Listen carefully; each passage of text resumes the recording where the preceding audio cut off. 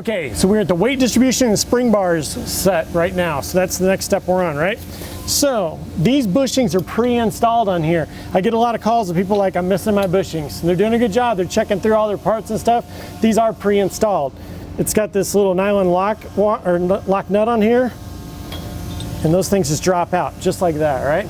So this is the step that we're gonna need those retainer discs, right? So I set these aside. We're gonna do this side for you here. The retainer disc, you can get in here. We actually suggest doing, I don't have my stuff with me, but I'm gonna grab it. Just a little dab of grease.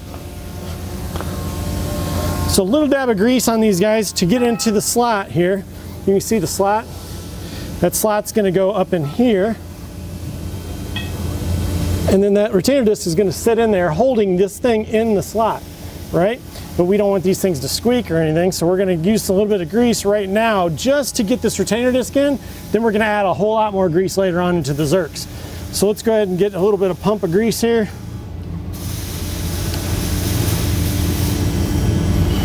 That's all it's gonna really take. We're gonna put the bushing down, the retainer disc in.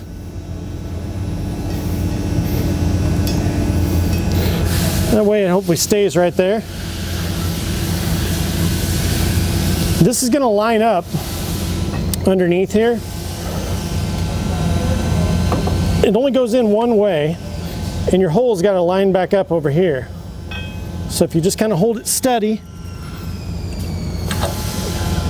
and this is another spot where actually another set of hands would be kind of nice too. Where you get that disc in there still. Slide it up in there. Just like that.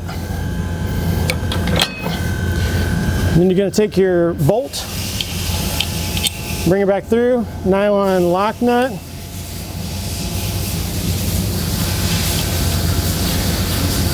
Now I like to actually not leave these loose at this point. I like to tighten these down all the way so that you don't have to worry about those not being tightened down all the way at this point. So I would suggest highly that you just take your time and lock these down all the way. It's a nylon lock nut, so it's just got to be snug on there, but it's got to be snug on there.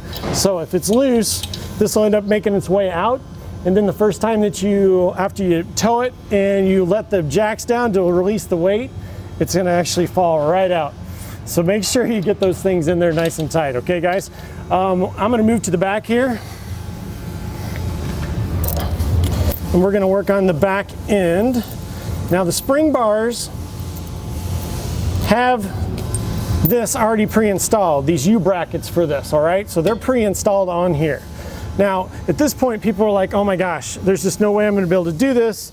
It's an angle here, I'm not gonna be able to get enough because it's sitting upward. So all you need to do, literally, is just lower your jacks.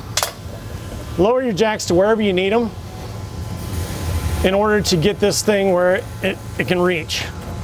These have a 10-inch throw, so you can actually lower them that low if you have to. And with no tension on them, these things are super smooth as well. So I'm just gonna lower these as far as I need to go.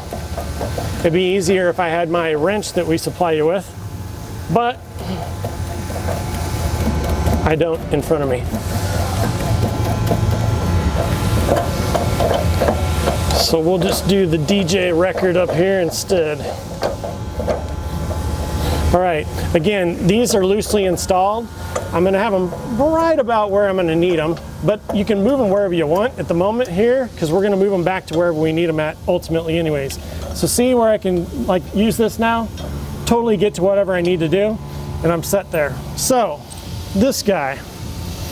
So, we show you a diagram in the book here. I wanna make sure you know that these are always facing outwards. The nuts are outward, right? Away from the frame.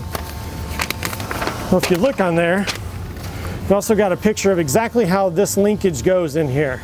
So the bolt goes in, these things fit in just like this, facing inwards, because they're gonna hold that heim joint right there, okay? So that goes on the inside, this goes in, you just press it on the inside right there, bring your bolt through. These are made to be a precision fit, I mean a tight fit. So some people are like, oh, it's not gonna fit, it's not gonna work, but it does. It does. It works out fine. So you can see how that goes in. So I put this other one in just the opposite way. We've got a nice diagram in there for you. Comes out, you're going to use your flat washer and nylon lock nut. You can use a 3/4 inch to tighten this with, that's what it is. These are already tightened enough from us, from the factory, so you don't have to worry about that. But you want to definitely tighten this up and make sure it's snug on there, right? So it's nice and snug. Really not a torque spec on that because it's a nylon lock nut. Same goes with this, not a torque spec because it's a nylon lock nut, but you want to make sure that it's nice and snug before you move on to the other side. So I'm going to do all that for us real quick, and then I'll do the other side, and then we'll be back because we are just about ready to get into some super exciting stuff, which is the yolk. And not an egg yolk, a yolk. See you in a minute.